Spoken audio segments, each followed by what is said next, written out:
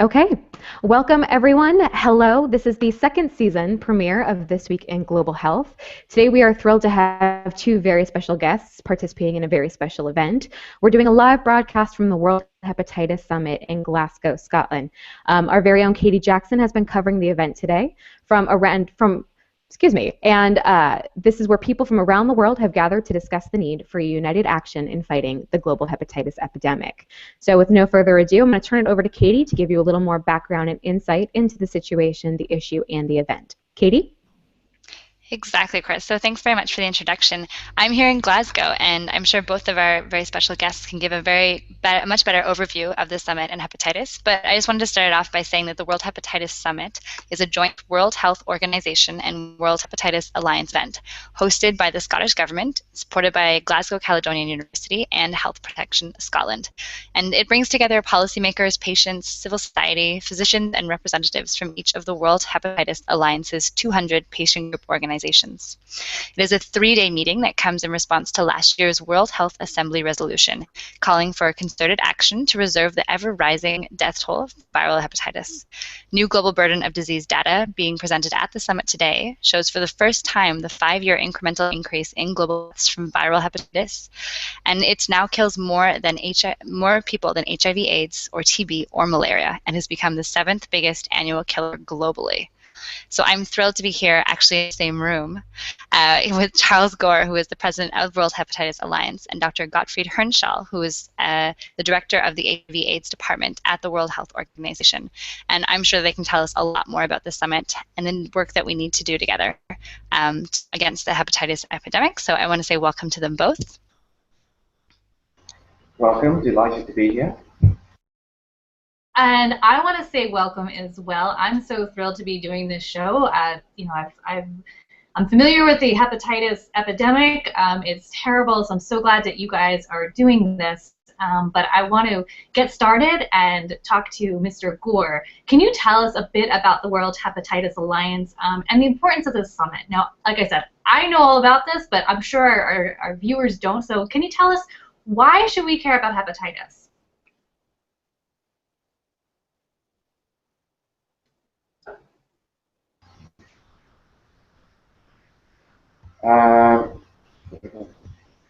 Yes, well, you asked me 3 questions there, which is a little complicated, about the World Hepatitis Alliance, about the summit, and about hepatitis itself. So I'll start as briefly as I can to talk about the World Hepatitis Alliance, which is an umbrella organization of some 200 patient groups from around the world, in fact from more than 80 countries.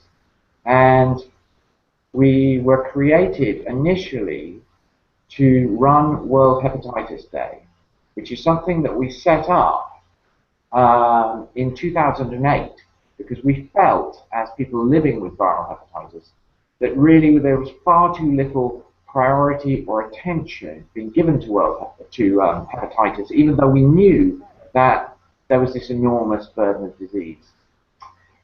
And since then, we've grown as an organization, and we do much more than just World Hepatitis Day. And this summit is one of the things that we wanted to take forward for a number of years now. We wanted to have a forum where countries could come together with civil society, with our patient group members, particularly with WHO, but also with public health specialists, to share best practice, to learn from each other about how we can address hepatitis, because one of the critical issues about hepatitis is that it has been tremendously neglected over the years. All the attention has really been focused in infectious diseases on HIV, TB, and malaria. And we felt, consequently, that there is so much left to do, so much catching up to do, and that we were going to have to learn from each other and learn very quickly. What we've been doing at the moment, Dr. Hirnschall presented just an hour ago a slide about how few people are getting treated for viral hepatitis, and it's really less than 1%. So really, except in prevention, and that's really around, mostly around hepatitis B vaccination, we have been doing little more than tinkering around the edges. And that means that if we're going to talk about scale-up, we're going to have to start inventing things, much as they did in HIV. And we don't want to keep reinventing the wheel. So if one country is doing something fantastic, we need to be able to share that amongst all the countries who need to address this. Did that answer your 3 questions? Yeah, thank you so much. I'm so excited to hear that you guys are doing this. You guys are doing great work. Yeah, that was beautifully comprehensive. Definitely. So I have a question as well, and first of all, welcome. So my question is for Dr. Hirnschall. You know, from what I've read, like, you know, it's hepatitis, wild hepatitis specifically, is the 7th largest killer worldwide. And I just recently came back from Nigeria, my field work, and I realized there are 20 million people who are infected by hepatitis B there, meaning 1 in every 10 Nigerian is a chronic carrier of hepatitis B alone. So could you please tell me a little bit about the kind of work that you are doing at WHO, you know, in viral hepatitis? And it will be also great if you can speak to us about the current epidemiology of viral hepatitis and where are our weak points in combating these diseases.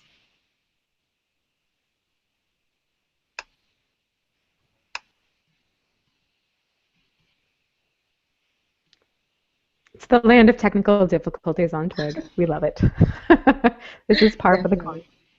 Definitely, and as I was mentioning, I just came back from Nigeria. I'd just like to share while we're waiting for the technical difficulties to be solved. You know, it's not a lot of people are aware. So I saw the government there has been really trying to put like measures in place. So I remember going across this road with a huge sign, with a huge billboard on hepatitis, a really big burden in countries such as Nigeria. 20 million people affected with just hepatitis B alone. Yeah. So do we have Dr. Hirnschall back? It's going out. Oh, can you hear me? I think we've got him. Yes, got we can. Okay. We can hear you beautifully. So thanks for the questions, and great to be with you. Well, what does WHO do? First of all, as you probably know, WHO works very closely with countries, member states as we call them. And with respect to hepatitis, I would say we do 3 things. First of all, since hepatitis has been what we consider a silent epidemic so far, WHO is really trying to improve the data that we have. And many countries don't have good data on hepatitis. So we are really working on getting strategic information data to make a good case for hepatitis and to really demonstrate that hepatitis, in fact, is a much bigger problem than it had been thought about for a long time. The second thing that we are doing is we are also setting norms and standards, as we call it, where we develop guidelines for countries on how to treat, for example, on how to test, on how to prevent the disease. As you know, there's a vaccine for hepatitis B. There is no vaccine for hepatitis C, but there's also treatment for both hepatitis B and C, and we have some very good drugs now for hepatitis C that just became available not so long ago that can actually cure the disease. So WHO, for example, develops treatment guidelines that are then being considered by clinicians around the world and that are used for actually treating patients. And the third thing is that we are doing is we are working with countries to actually develop their own response, their own what I would call national strategies and plans, because in many countries right now these simply do not yet exist. Some countries are really starting, and we have here at the summit, we have some countries that are really giving a very encouraging testimony on how they take the case forward. If, for example, Egypt, who talked about how they get large numbers of people on treatment now. We had a couple of African countries, the Gambia, Uganda, who really start to develop their national plans. We had the minister from Georgia talking about their plans to eliminate hepatitis B and C in their country. So this is also work that WHO does to really support countries in their effort and really encourage countries to develop such national plans and strategies. You speak to a very important point, because in the past, when we were talking about either the Ebola response or to other endemic situations and large health issues happening, we talk about the need for infrastructure and for every country to have this sustainable programming that they can use to both evolve and develop their existing health system. The only way that we're ever really going to make any headway to that effect is when each country is able to go ahead and take care of its own citizens and has a healthy system to support healthy people. So that's a very important role that the WHO and other advocacy groups do play within helping every country and member state.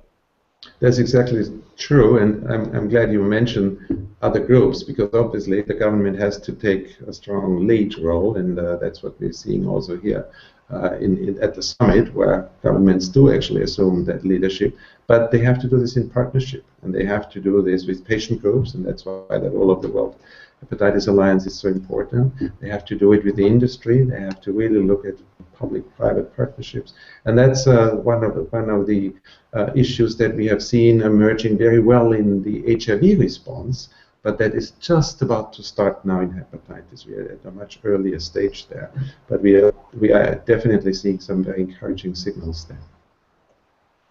Excellent. On that note, I'd actually like to redirect quickly to Charles Gore. We just spoke about the WHO's involvement in, again, sustaining health systems and getting them to work towards advocating and treating hepatitis. One thing that I would like to know is what other things are happening positively? What is happening in the world in relationship to viral hepatitis that we have done well? Or what strides have we been taking to reduce hepatitis mortality that you can speak to?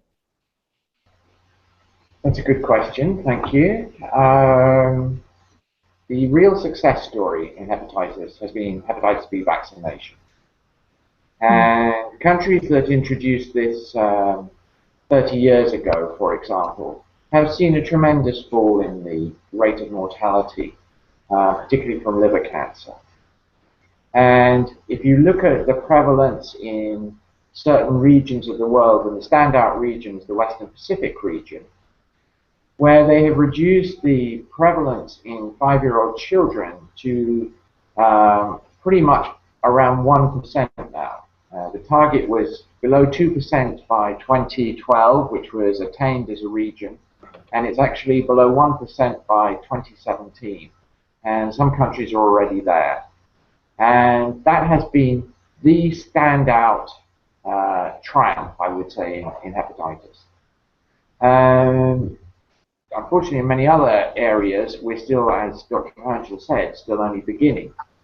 But I think that the ambitious targets that the Western Pacific region set for reducing prevalence in children, which of course what that does is show that you are interrupting the maternal transmission rate, which is one of the key routes of transmission in that region. They set ambitious targets and they achieved them. And I think that is very hopeful for what we want to do in a much broader sense across the whole of viral hepatitis, which is to set targets for ultimately 2030 and think that actually we can attain them. And the resolution at the World Health Assembly last year asked WHO to examine the feasibility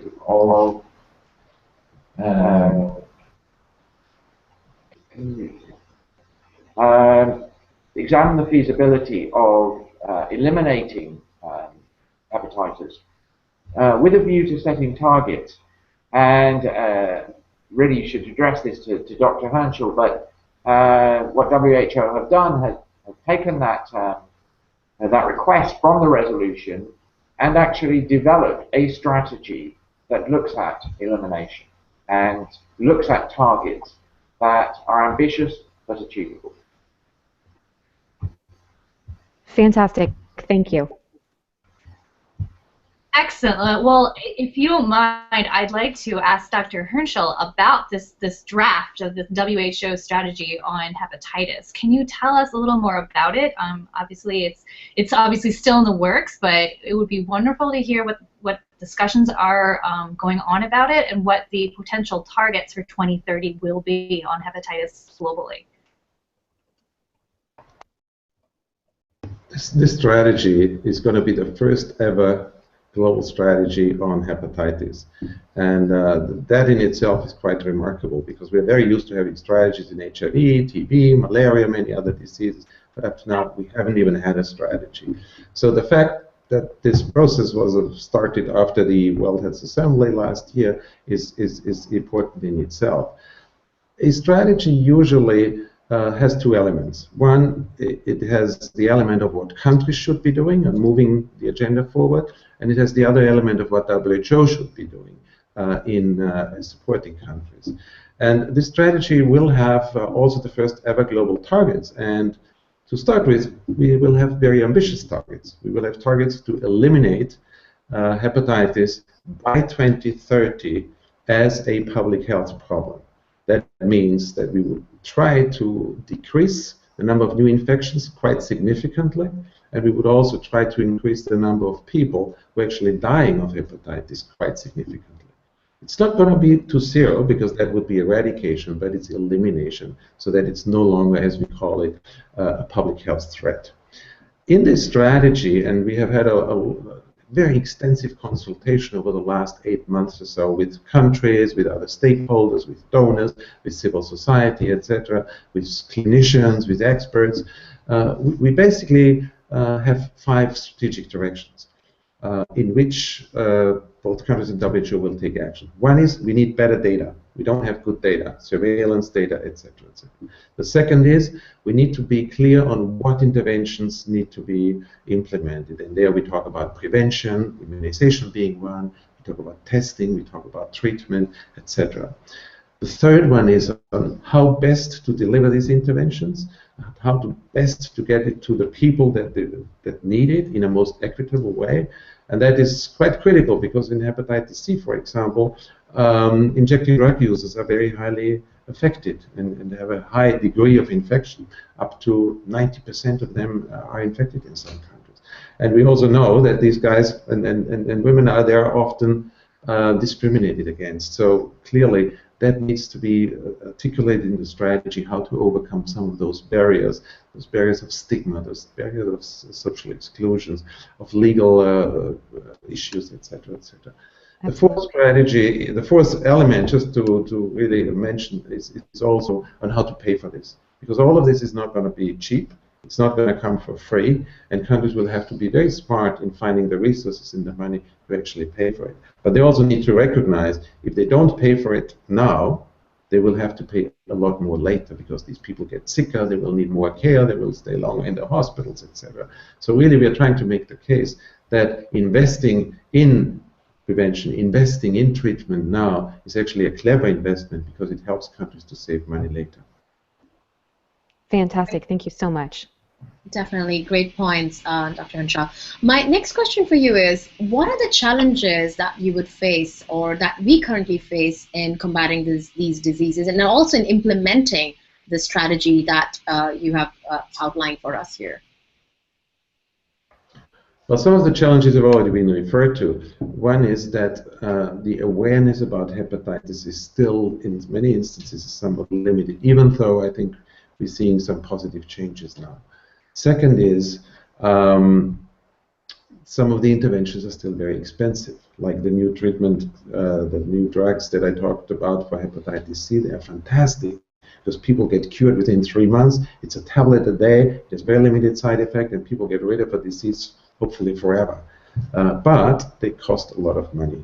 And even though some countries have been able to bring down the prices, in many countries, middle-income countries, high-income countries, they are still very expensive. So the cost is a barrier. The third one is that I mentioned stigma already. People who live with hepatitis, they're often stigmatized. They're often having difficulties in getting jobs. When they have jobs and it's found out that they have hepatitis have chronic hepatitis, they lose their jobs. They are having difficulties in traveling to other countries, etc. So stigma continues to be a real issue. And fourth is that we still have to make some of the interventions easier. You know, right now we have a lot of hepatologists that treat hepatitis, but with the new drugs, with the new opportunities that we have, this has become much simpler, and we need to bring treatment much closer to the people so they don't have to go to a big tertiary hospital. They should be able to go to any smaller facilities in the countries out there and should be able to access the treatment. So we really have to make testing much more available. Many people don't know their status, and in case they do need treatment, we need to make sure that they actually can have access to high quality, affordable treatment that helps them, in the case of hepatitis B, to help them to prevent that the disease progresses, and in hepatitis C, where we have a cure, that they get actually cured. So these are some of the challenges that we definitely need to address, and I'm sure there are many more that others could be thinking about. But none of these challenges are unsurmountable, and I really want to say we should not let anybody deter or sort of shy away from saying, okay, we can't do it. Because we've been doing it in other instances, we've been doing it in HIV, we are doing it in TB. Why can't we do it in hepatitis? We can. Absolutely. Definitely.